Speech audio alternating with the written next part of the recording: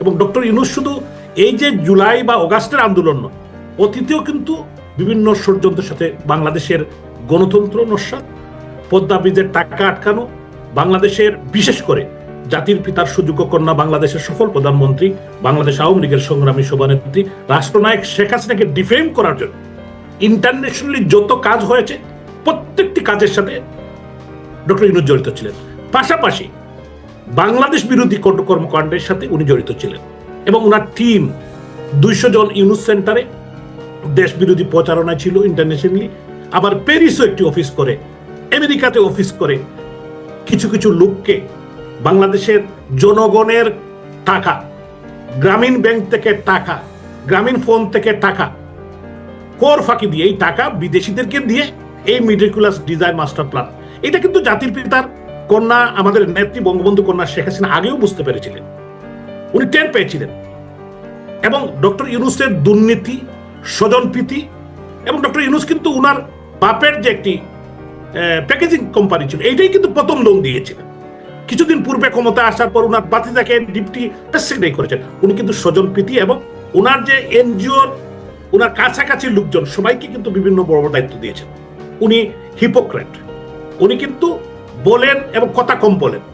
এই যে এখন একটা দুষ্ট লোক সাংবাদিক নামের শফিকুল আলম, সে যেভাবে একটি দেশের প্রধানমন্ত্রী, উনি জাতির পিতার কন্যা, উনি এদেশের মানুষের বুট এবং বাতের অধিকার প্রতিষ্ঠা, এই দেশকে একটি হাইটে নিয়ে যাওয়া, উন্নত দেশের দিকে নিয়ে যাওয়া, বাংলাদেশের মানুষের কল্যাণ, বাত বুটের অধিকার, স্বাস্থ্য, বাসস্থানের ব্যবস্থা করা, পদ্মা ব্রিজ, আমাদের এলিভেটেড এক্সপ্রেস সহ শিক্ষা ব্যবস্থা, প্রত্যেকটি ক্ষেত্রেই যার নেতৃত্বে উন্নয়ন সাধিত হয়েছে, সেই উন্নয়ন কর্মকাণ্ডকে তারা বাধাগ্রস্ত করতে, যারা বাংলাদেশের উন্নতি চায় না, তারাই কিন্তু ডক্টর ইউনূসকে দিয়ে কাজটা করিয়েছে।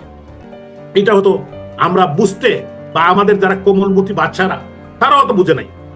এবং এই ছাত্র আন্দোলনের নাম করে তারা ছাত্র আন্দোলনকে কুটা বিরোধী আন্দোলন, কুটা আন্দোলন তারা নাম দিয়েছিল। আজকে তারা কোথায়, এই বাচ্চারা কোথায়, তারাও তো বুঝতে হবে। এই যে মেটিকুলাস ডিজাইন, যে যাদেরকে টাকা দিয়ে, বিদেশি টাকা দিয়ে যাদেরকে তারা পারচেজ করে, এই কুটা আন্দোলনের নামে বাংলাদেশকে ধ্বংস করে দিয়েছে। আজকে বাংলাদেশ একটি লাশের রাজ্যতে পরিণত হয়েছে। আজকে প্রত্যেকটি খাল বিলে মানুষের, মহিলাদের, আমাদের মা বোনদের লাশ পাওয়া যাচ্ছে। আমাদের বোনরা দর্শিত হচ্ছে। সাংবাদিক, বুদ্ধিজীবী, বিয়ের অনুষ্ঠান থেকে গতকাল আপনারা দেখেছেন একজন সুশীল সমাজের লোক, একজন ব্যবসায়ী লোককে উঠিয়ে নিয়ে যাচ্ছে উনার মেয়ের বিয়ের অনুষ্ঠান থেকে। এই হলো বাংলাদেশের অবস্থা। আওয়ামী লীগের হাজার হাজার নেতা কর্মী, অ্যাডভোকেট মাহবুবুর রহমান ভাই, উনি কিন্তু একজন মুরব্বী মানুষ, উনি ভয় পাচ্ছেন। উনি জনপ্রতিনিধি ছিলেন বা এখনো আছেন, আমি নট শিওর। উনি কিন্তু ভয় পাচ্ছেন যে কথা বললেই উনাকে উঠিয়ে নিয়ে যাবে। এটাই বাংলাদেশের একজন পুলিশ কমিশনার চিটঙ্গের, উনি কিন্তু বলেছেন যে আওয়ামী লীগের কর্মীকে পাওয়ার পরেই আগে পিটানো হবে, তারপরে পুলিশে হস্তান্তর করবে। কত বড় স্পর্ধা হলে! এই দিন নয়, আরো দিন আছে, এই দিন নিয়ে যাবে সেই দিনের কাছে। আরেকটি কথা আমি বলতে চাই, যেটা হলো, আপনারা জানেন আমি মাননীয় প্রধানমন্ত্রীর আমাকে সিলেটের মেয়রের নমিনেশন দিয়েছিলেন, আমি নির্বাচিত হয়েছিলাম। 8 মাস দায়িত্ব পালন করার পর 5ই অগাস্টে আমার বাড়ি জ্বালিয়ে দিয়েছে। সিলেটে আমার পাঠানটুলার যে বাড়িতে আমি থাকতাম, এটা আমার নিজস্ব বাড়ি, এটা জ্বালিয়ে দিয়েছে। আমাকে হত্যা করার চেষ্টা করে, যে কারণে আত্মরক্ষার জন্য স্থান পরিবর্তন করেছে। কিন্তু আমরা এই মাটি, এই দেশ চাই নাই। আজকে এই মুহূর্তে যারা আমাদের আওয়ামী লীগের ভাই বোন সহযোদ্ধা, আপনারা হয়তো মনে করতে পারেন, আপনাদের মনে প্রশ্ন থাকতে পারে যে আমরা বিদেশে বসে কথা বলছি, আমরা কিন্তু আপনাদের সহযোগী, আপনাদের ভাই। আপনারা অবশ্যই চান না যে আমার লাশটা আজকে যেভাবে খালে ফিলে পড়ে থাকছে এরকম থাকতো। অবশ্যই আপনারা চান না কেউ, আমরা কেউ এটা কাম্য করি না। আমাদের যে মা বোন আছেন, যে ভাইরা আছেন, যে সহকর্মী বোনরা আজকে যুদ্ধ করছেন, তাদের জন্য আমরা চিন্তা করি, কারণ তাদের জীবনের ঝুঁকি নিয়ে। তবে আমি স্যালুট জানাই যারা এখন যুদ্ধ করছেন। গতকালকে সারা বাংলাদেশে বঙ্গবন্ধু কন্যা শেখ হাসিনার নেতৃত্বে, শেখ হাসিনার ডাকে, নির্দেশনায় সারা বাংলাদেশে আমাদের নেতা কর্মীরা যেভাবে লিফলেট বিতরণ করেছে, আমি আওয়ামী লীগের কর্মী হিসাবে আমি গর্বিত। এবং আমি মনে করি আওয়ামী লীগকে দাবায় রাখা যাবে না। সারা বাংলাদেশে যেভাবে নেতা কর্মীরা জেগেছে, আমরা না থাকলেও ইনশাল্লাহ আমাদের প্রান্তীয় নেত্রী বঙ্গবন্ধু কন্যা শেখ হাসিনা এবং বঙ্গবন্ধুর কনিষ্ঠ কন্যা সদ্য শেখ রেহানা আপা, উনার দুজনই গণভবনে ছিলেন। উনাদেরকে হত্যা করতে চেয়েছিল। উনাদেরকে 75 সালে পারে নাই, 1/11 পারে নাই, 21শে আগস্টে পারে নাই, তারা লাস্ট 5 আগস্টে এই অ্যাটেম্প নিয়েছিল। এর আগে আমাদের নেত্রী বঙ্গবন্ধু কন্যা শেখ হাসিনাকে 17 বার তারা অ্যাটেম্প করেছিল হত্যার জন্য, পারে নাই। আল্লাহ তাআলার অশেষ রহমত, রাখে আল্লাহ মারেকে, আল্লাহর একটি অশেষ রহমত।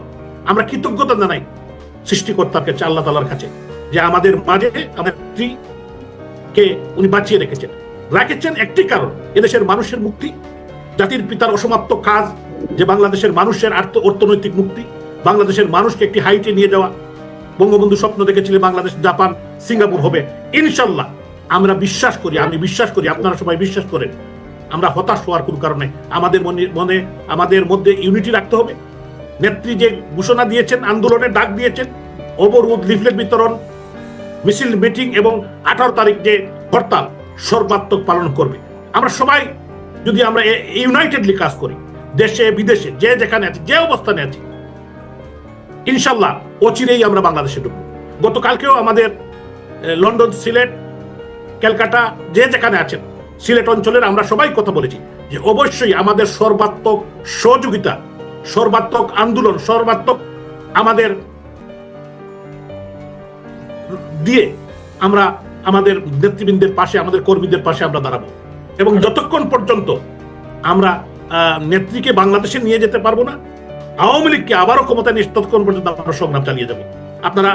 আপনাদেরকে অসংখ্য ধন্যবাদ। মাননীয় মেয়র মহোদয়, আপনার কাছে প্রশ্ন, আপনি জনপ্রতিনিধি, জননেতা, অত্যন্ত জনপ্রিয় জনপ্রতিনিধি, তো আপনার সিলেট মহানগর আর আশেপাশে যে নির্মম তাণ্ডব অপশক্তির অবৈধ সরকার ইউনূস প্রধান তার দূষরদের দিয়ে করিয়েছে, তার কিছুটা ব্যাখ্যা যদি দিতে চান আমাদের সামনে একটু ধরে। এই কথাগুলো আসছিলাম নজরুল ভাই, আপনাকে ধন্যবাদ যে আমাদের আওয়ামী লীগের সিলেট জেলা আওয়ামী লীগের সভাপতি মাননীয় প্রবাস কল্যাণ মন্ত্রী জনাব শফিকুর রহমান চৌধুরীর বাড়ি, 2টা বাড়ি জ্বালিয়ে দিয়েছে। আমাদের এমপি সুনামগঞ্জে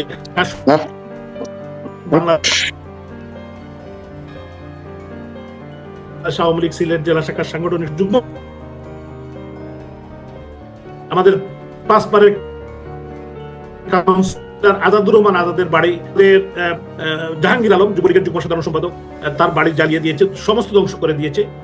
আমাদের মুবশির আলী দপ্তর সম্পাদক সিলেট জেলা আওয়ামী লীগের, তার একটি ফার্মেসি পুরো জ্বালিয়ে দিয়েছে, লুটপাট করেছে। আমাদের শামীম আহমদ যুবলীগের সেক্রেটারি সিলেট জেলার, তার 2টি ফার্মেসিকে জ্বালিয়ে দিয়েছে। এরকম আমাদের পীযূষ কান্তি দে, তার বাড়িটি জ্বালিয়ে দিয়েছে। আমাদের পার্থ সারথী দাস পাপ্পু, তার বাপের একটি ফার্মেসি ছিল, ওরা গরিব মানুষ, তার এটাকে লুটপাট করেছে। এবং আমাদের এরকম অসংখ্য অসংখ্য অসংখ্য, আপনারা জানেন যে মৌলভীবাজার অঞ্চলের আমাদের আওয়ামী লীগের নেতার রুমেন চেয়ারম্যান সাহেব, আপনারা উনিও এসেছিলেন, ওনার মা এবং চাচিকে জ্বালিয়ে তারা পুড়িয়ে তারা হত্যা করেছে। ছাত্রলীগ নেতা হেলালের মা এবং রুমেন চেয়ারম্যান সাহেবের মা, দুজনকে তারা হত্যা করেছে, রাত্রে আগুন লাগিয়ে জ্বালিয়ে দিয়েছে। এরকম অসংখ্য, আমাদের রাজনগরের একজন চেয়ারম্যানকে গুলি করে 5 তারিখে হত্যা করেছে। এবং এরকম আমাদের ছাত্রলীগ, যুবলীগ, বাড়িঘর লুটপাট। আমাদের বাহাউদ্দিন আহমদ সেলিম, উনি আমাদের একজন ক্রীড়া সংগঠন আওয়ামী লীগের একজন সমর্থক নেতা, উনার প্রায় 15 কোটি টাকার সম্পত্তি নষ্ট করেছে, মাহা সারিগর সমস্ত লুটপাট করেছে। আমাদের মৌলভীবাজারের কৃতি সন্তান, আমাদের সিআইপি যুক্তরাজ্য আওয়ামী লীগের সহসভাপতি জনাব এম এ রহিম সাহেবের প্রায় 15 কোটি টাকা, এবং উনাকে হত্যার জন্য বিল্ডিং এর উপর থেকে তারা ফেলে দিয়েছিল। তো উনি আল্লাহ তাআলার ইচ্ছা বেঁচে গিয়েছেন এবং উনার প্রায় 15 কোটি টাকার ক্ষতি হয়েছে, জ্বালিয়ে দিয়েছে, সমস্ত লুটপাট করেছে।